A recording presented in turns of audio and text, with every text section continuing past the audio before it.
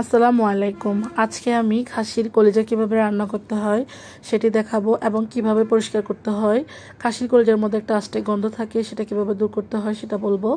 তো আমি এখানে আগে একটা মশলা রেডি করে নিচ্ছি। এখানে আদা, রসুন, পেঁয়াজ, জয়ফল, জয়ত্রী ব্লেন্ড করে নিব।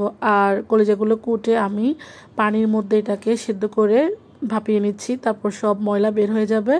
এরপর পানিতে ভালো করে ধুয়ে নিব। দেখুন কতটা পরিষ্কার হয়ে গেছে। এখন আমি মশলাটা ব্লেন্ড করে এক পাশে রেখেছি, রান্নায় চলে যাব। তো একটা পাত্র বসিয়ে দিলাম, দিয়ে দিলাম স্বাদ মতো তেল, দিয়ে দিচ্ছি পেঁয়াজ কুচি। এখানে একটা গরম মশলা দিয়েছি, দারচিনি, আর বাকি মশলাগুলো কিন্তু আমি ব্লেন্ড করে নিয়েছি।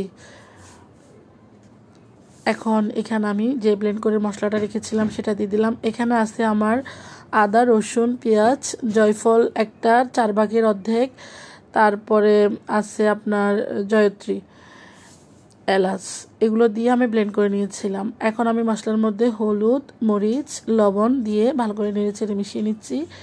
এরপর আমি দিয়ে দিচ্ছি ধনিয়ার গুঁড়া এবং এখানেও আমি একটু গরম মশলার গুঁড়া দিব।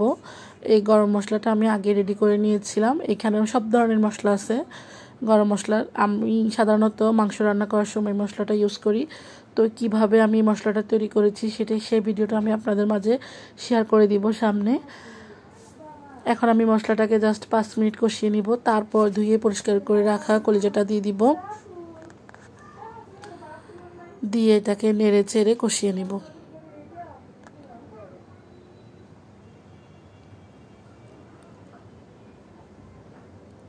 এখন ঢাকনা দিয়ে ঢেকে দিব। আমি 5 থেকে 7 মিনিট পর আবার এটাকে নেড়ে ছেড়ে দিচ্ছি। অল্প আঁচে রান্না করব, খুব বেশি জাল দেওয়া যাবে না।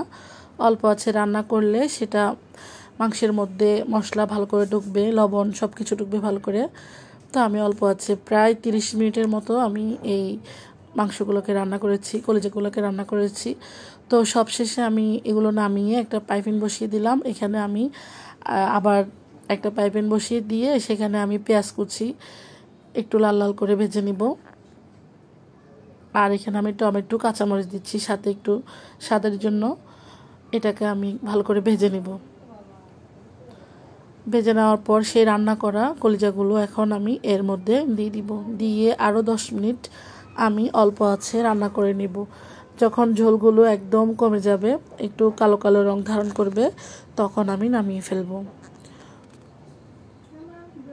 তো এভাবে যদি আপনারা কলিজা ভুনা করে থাকেন তাহলে কলিজার মধ্যে এক্সট্রা যে একটা বাজে গন্ধ আছে সেটা থাকবে না।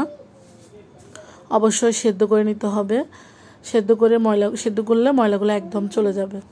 আমি সবশেষে দিয়ে দিলাম একটু জিরার গুঁড়া। রান্না শেষে যদি জিরার গুঁড়া ইউজ করা হয় সেই রান্নার টেস্টটাই কিন্তু বদলে যায়।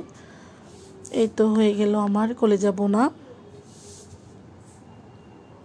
আর কে কোথা থেকে দেখছেন কমেন্ট করে জানাবেন। কেমন লেগেছে আমার রান্নাটা অবশ্যই কমেন্ট করে জানাবেন। ভালো থাকবেন, সুস্থ থাকবেন। আল্লাহ হাফেজ। আসসালামু আলাইকুম।